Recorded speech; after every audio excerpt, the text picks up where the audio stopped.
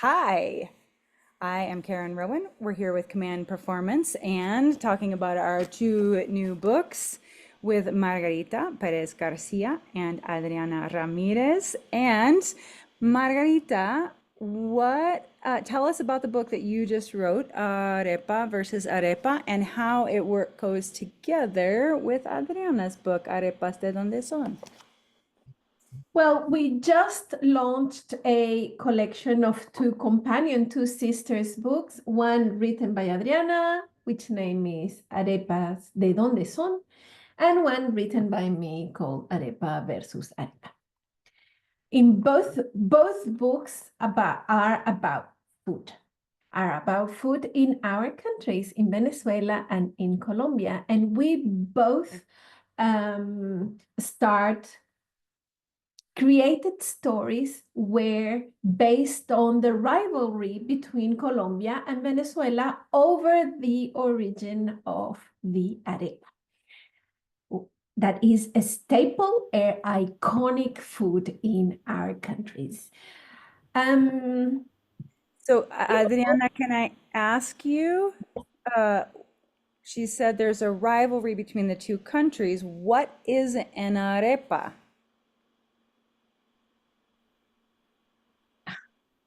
What is an arepa? Arepa is the heart of our beings, if I want to be poetic. It's corn. Some people call it here corn cakes.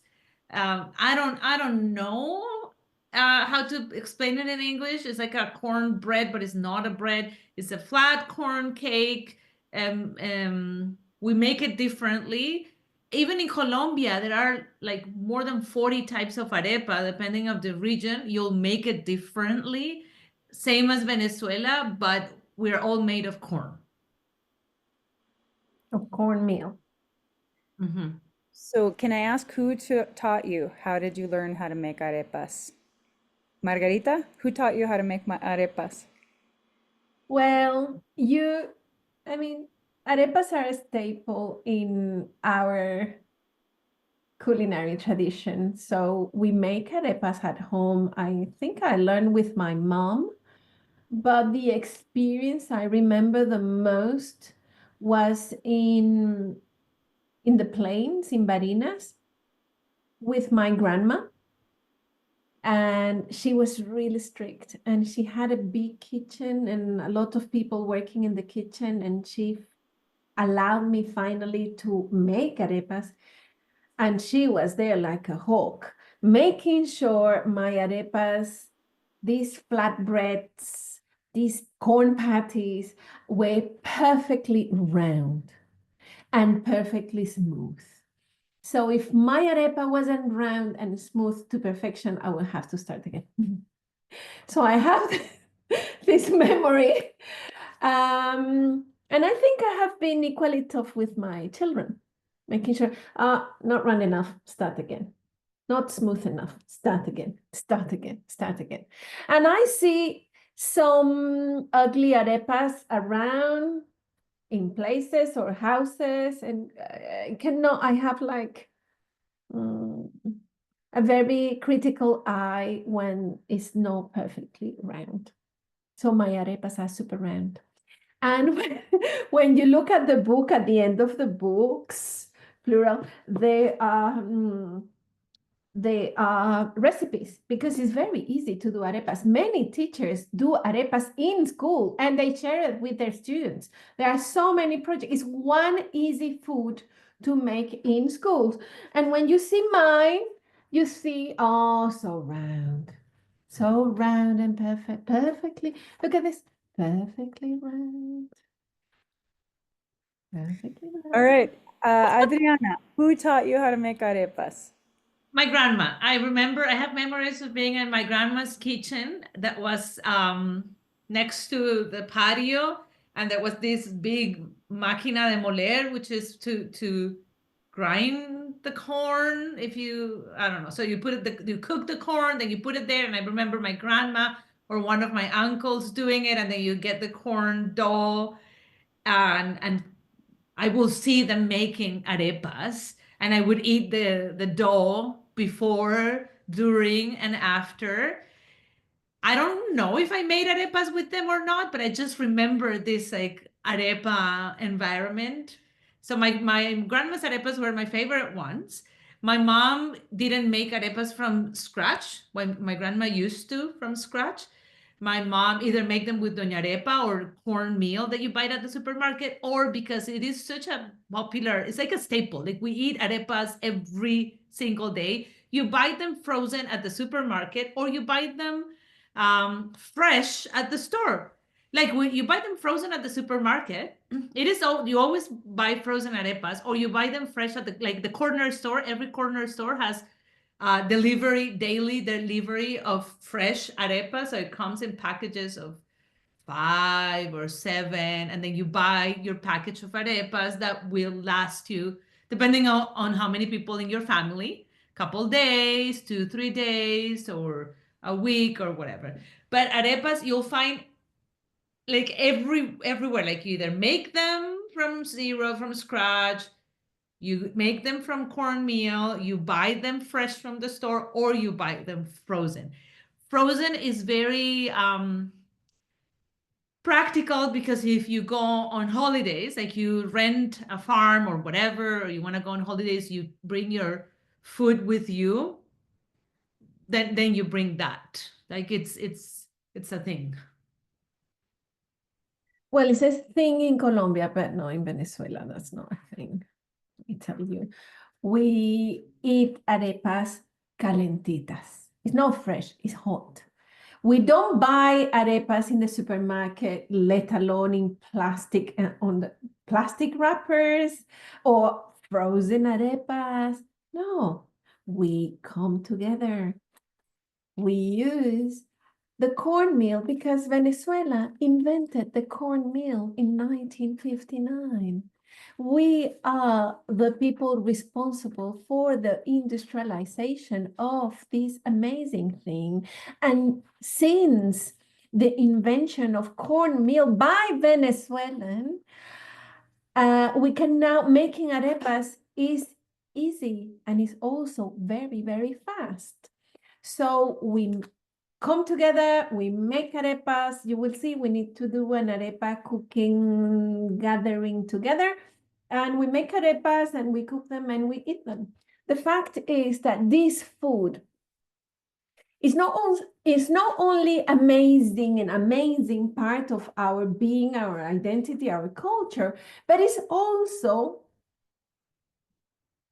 the big elephant in the room between Colombians and Venezuelans, because every time that we talk about arepas, we look at each other, sure, in our being, that ours is the best, and that it is, after all, or it originated in our country. So every time you put a Venezuelan and a Colombian together and you drop the arepa bomb, you will see people having kind of looks like a knowing look or a little laugh, or, mine is the best. Let's not start the fight. So it's a super cultural topic. So it's not just about food. It's about I don't know if I pronounce it well, idiosyncrasy. How do you pronounce that? Idiosyncrasia. It's about the way of thinking between the two countries and the culinary rivalry between the two countries. So we came together to tackle this contentious subject and to provide our response as teachers, as educators, as a Colombian and a Venezuelan person, as writers, in the form of 2 books.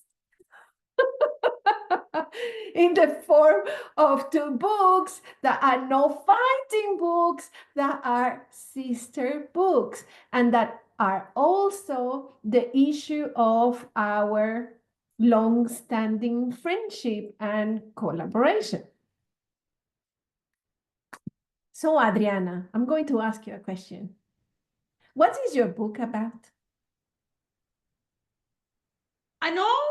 I already said what my book is about. You are the one who has to say what your book is about.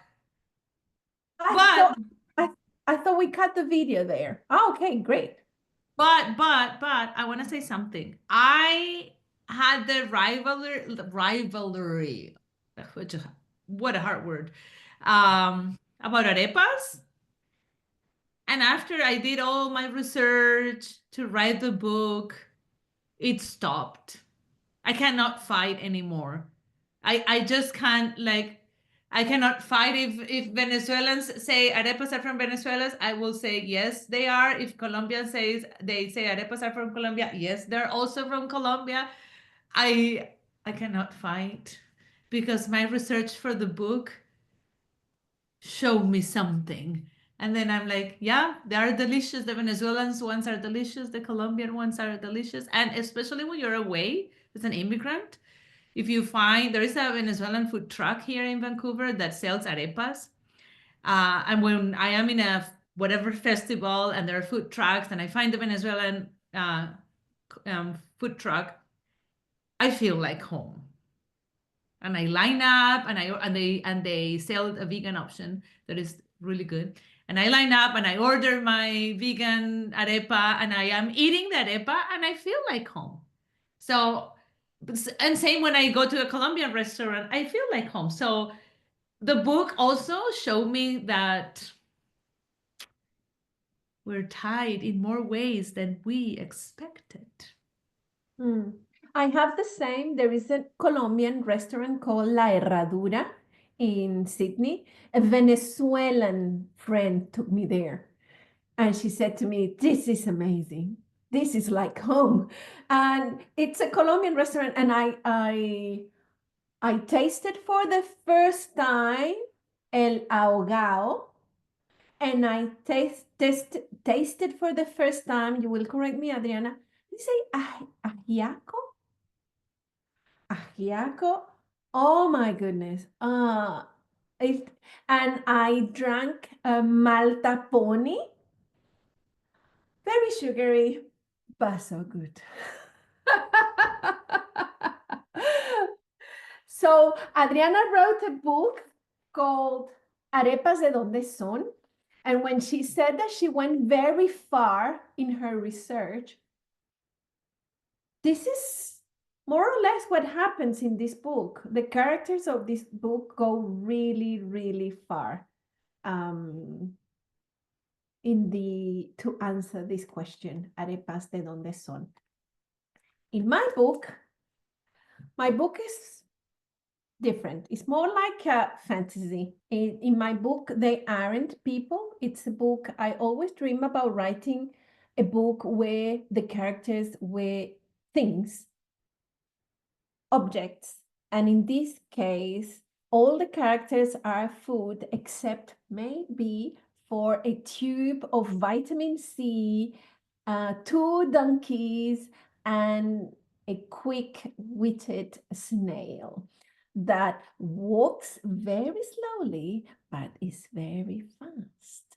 And in my book, the Colombian arepa and the Venezuelan arepa, they fight in a culinary contest on TV for the title of the best world breakfast. And they fight against other breakfasts in the world to win a 1 million pesos prize. And she is very invested because the Venezuelan arepa, like me, has left her mom in Venezuela. She's an immigrant in Colombia, like many, and she has to earn money to send back home, just like I do. That's it.